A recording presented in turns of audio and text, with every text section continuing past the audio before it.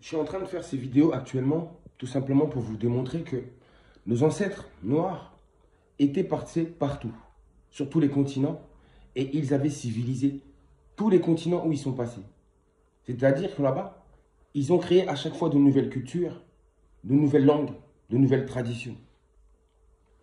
Là, je vous parle de la langue japonaise. La langue japonaise, c'est une langue négroïde, une langue d'origine africaine, tout simplement. On ne dit pas Yakuza, on dit Yakuza. Ça, c'est tonalité africaine. Yakuza. On ne dit pas U, mais on dit OU. Le OU s'écrit par la lettre U. Donc, on n'écrit pas Yakuza, c'est-à-dire on n'écrit pas Y-A-K-O-U, mais on met un U. Et ce U se prononce OU. Le OU n'existe pas dans les langues bantoues, dans les langues africaines. Ça n'existe pas. On dit Yakuza. Donc là, c'est là que vous voyez qu'en réalité, c'est d'origine africaine. C'est une langue africaine, le japonais. Tout simplement. On ne dit pas Kamura, on dit Kamura. Kamura. On ne dit pas Anunnaki, on dit Anunnaki avec un U et non pas un OU. Tout comme certaines personnes écrivent Bantou avec un OU, ils n'ont rien compris. On écrit Bantou avec un U à la fin, B-A-N-T-U, Bantou. Vous comprenez ça? Le OU là n'est pas là-bas chez nous, c'est toujours le U. Mpungu, Tulendo. Mpungu, c'est un U. Au début et à la fin. Tulendo, on n'écrit pas OU, on écrit U. Ça, c'est la marque même de l'Afrique. C'est la marque de l'Afrique. Et c'est cette marque-là, vous pouvez la retrouver partout. Mais il y a beaucoup de langues. Ils ont fait disparaître la lettre U pour le remplacer par le OU. Les Russes ont fait de la même manière chez les Russes. On voit toujours des OU, des OU. Mais à la base, c'est un U. Le vrai nom de la Russie, c'est quoi? En langue russe, on dit Rossiya. Rossiya. Ça, c'est tonalité africaine. En réalité, nos ancêtres ont été partout. Et oui, même là-bas en Russie. Bref. Et là-bas, on ne dit pas U chez les Russes. On dit toujours le OU. C'est toujours le OU. Il n'y a pas de U. Bon, enfin bref, pour ceux qui ont un cerveau, qui réfléchissent, ils comprendront beaucoup de choses. Comme je l'avais dit, en Afrique, chez nous, les accents n'existent pas. Il en est de même dans les langues d'Asie. La langue chinoise, la langue japonaise. Il n'y a pas d'accent.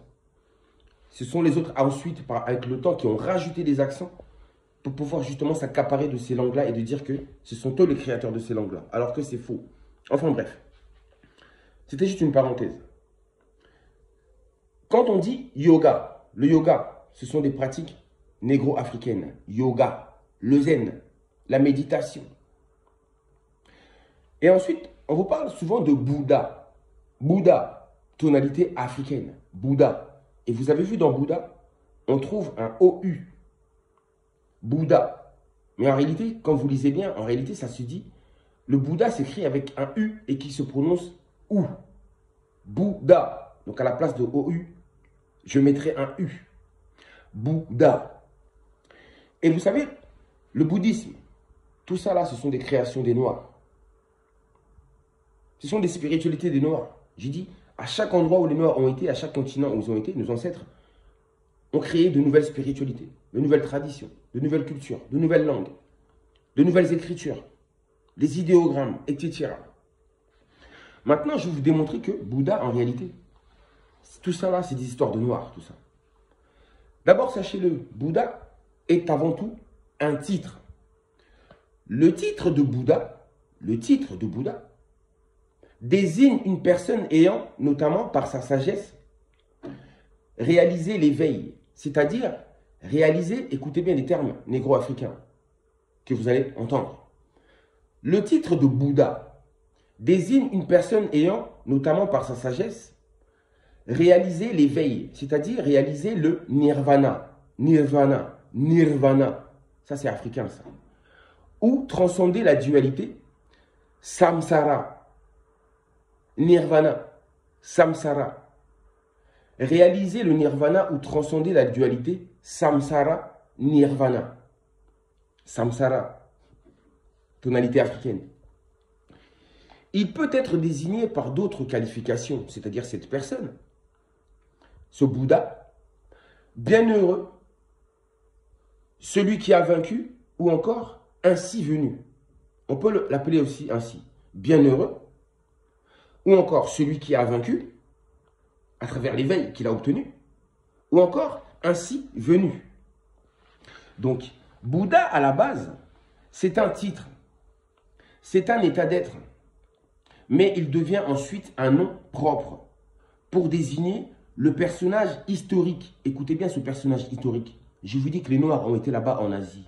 Écoutez ce nom. Il sonne africain, mais à 100%. Je répète, c'est un état d'être, mais il devient ensuite un nom propre pour désigner le personnage historique nommé Siddhartha Gautama.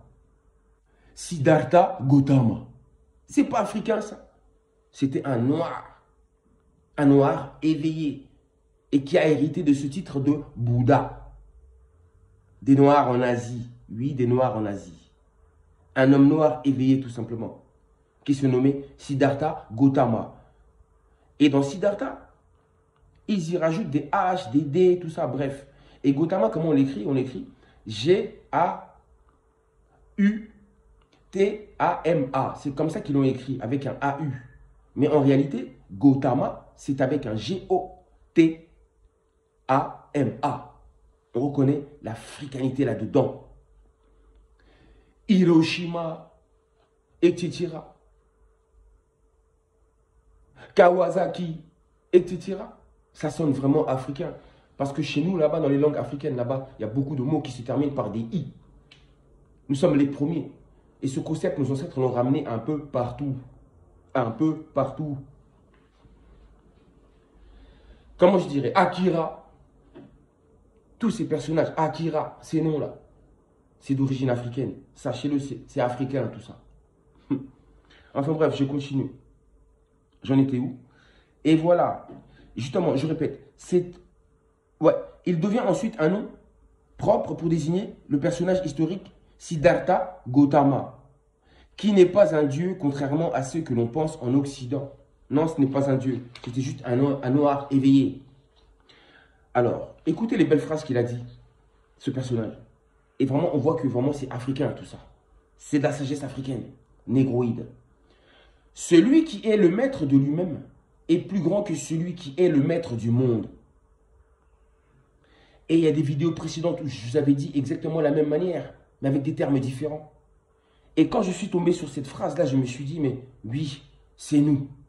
Oui, c'est notre côté africain. Oui, c'est ça. C'était les mêmes. Écoutez bien cette phrase. Celui qui est le maître de lui-même est plus grand que celui qui est le maître du monde. Raison pour laquelle je vous disais qu'il fallait d'abord faire le tour de vous-même, au lieu de faire le tour du monde. Ah! Et ensuite, il a dit ceci.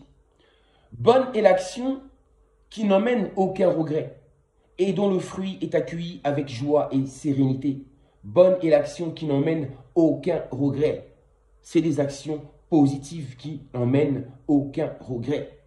Et ensuite, il dit ceci. Il dit ceci en fait. Il dit ceci ensuite. Pour les bouddhistes, dans tout samadhi. Oh là là. Pour les bouddhistes, dans tout samadhi. Samadhi. Sambwadi. Ça, c'est du Kikongo, ça. Et ça donnait même après, par la suite, samedi. Quand vous dites salama, non, vous dites salama. Mais chez nous, on dit salemi. Vous avez vu? C'est la même chose. Nos ancêtres ont dit salemi. Quand ils ont quitté l'Afrique après, quand ils se retrouvaient ailleurs, ils ont dit salama. Ils ont dit Allah. Allah signifie le très haut. Parce qu'en Kikongo, on dit Lola. Lola signifie le paradis. Le paradis, c'est là où se trouve le très haut. Le très haut. Allah. Tout ça, c'est africain. Nos ancêtres ont ramené ce concept un peu partout. Oui, de ce Dieu transcendant qui vit là-bas, dans le firmament. C'est les concepts négroïdes. Et ils ont ramené ces concepts un peu partout, mais diversifiés, de manière différente. Enfin bref. Ensuite, qu'est-ce qu'il est dit? Pour les bouddhistes, dans tout samadhi, 3 pouvoirs peuvent, selon les textes du carton pali, être acquis. 3 pouvoirs. 3 pouvoirs. La magie, psychique notamment, que l'on nomme Idi. Et ensuite, il y a la lecture des esprits qui se nomme Adesana, tonalité africaine. Et ensuite, vous avez l'instruction qui se nomme Anusasani. Ça sonne quoi? C'est quelle langue ça? C'est pas africain ça? Vous allez me dire quoi? C'est pas africain? Vous allez me dire que non, ça vient d'Asie. C'est les blancs d'Asie d'aujourd'hui. Non, c'est africain. En fait, j'ai voulu vous démontrer que nos ancêtres ont vraiment été partout. Quand on vous dit ça, en réalité, c'est vrai. Quand on vous dit que nos Noirs ont civilisé, nos ancêtres ont civilisé tous les continents qui existent, en réalité, c'est la vérité. Ce sont eux qui les ont tous nommés. Et ils ont tout créé où ils sont passés. Maya, Inca, civilisation négroïde, des Noirs. Ekipata, Kama, Asia, India, Amaruka, Europa, etc. Bref, j'en ai terminé pour aujourd'hui et je vous dis à très bientôt. Sachez que les idéogrammes, les hiéroglyphes, tout ça, tous ces idéogrammes qui existent depuis le premier jusqu'au dernier, c'est la création des Noirs. Les mathématiques, ce sont des Noirs. Les plus grands philosophes étaient des Noirs. Les Noirs ont vécu partout sur la Terre. Et ils ont colonisé cette humanité. Et c'est leur héritage que vous bénéficiez, mais sans être reconnaissant. Et le peuple noir, encore pire, ignorait en réalité la grandeur de leurs ancêtres. Et vous ignorez même votre propre grandeur à vous.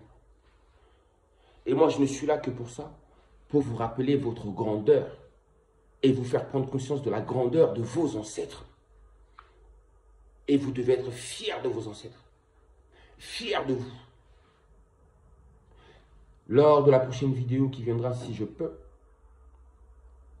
on va parler un peu plus de ce créateur dont parlaient nos ancêtres. Je vous dis à très bientôt. J'allais faire encore une comparaison que j'allais oublier. Une preuve que nos ancêtres aussi ont vécu en Amérique. Amaruka. Vous savez pourquoi? Là-bas, les Indiens d'Amérique, ils nommaient le créateur. Ils le nommaient comment? Le grand esprit. Le grand esprit. Et quand vous allez au Congo, les vrais Congolais qui ne sont pas perdus, déracinés, comment ils appellent le créateur? Le grand esprit Congo. Vous avez vu encore le lien? La similitude. Le grand esprit Congo. Ça veut dire que là-bas, il y a vivé des Noirs, là-bas en Amérique, là-bas. Et ces Noirs-là, là, appelaient le créateur le grand esprit Congo. Et ils ont caché ce Congo-là. Mais il y avait cette notion de grand esprit. Le grand esprit créateur. Le Seigneur des esprits. Celui qui est au-dessus de tous les esprits. Le grand esprit créateur. Vous avez vu un peu la similitude? Les Indiens, là, ce n'est pas les Indiens qu'on vous montre, là. C'était les Noirs. Parce que, comme par hasard en Afrique, là-bas, de l'autre côté, on retrouve des Noirs aussi, qui nomment le créateur exactement de la même manière. Il appelle le grand esprit. Nemwanda Congo. Nemwanda Congo. Oh, je vous dis à très bientôt. Je vous aime. Prenez soin de vous.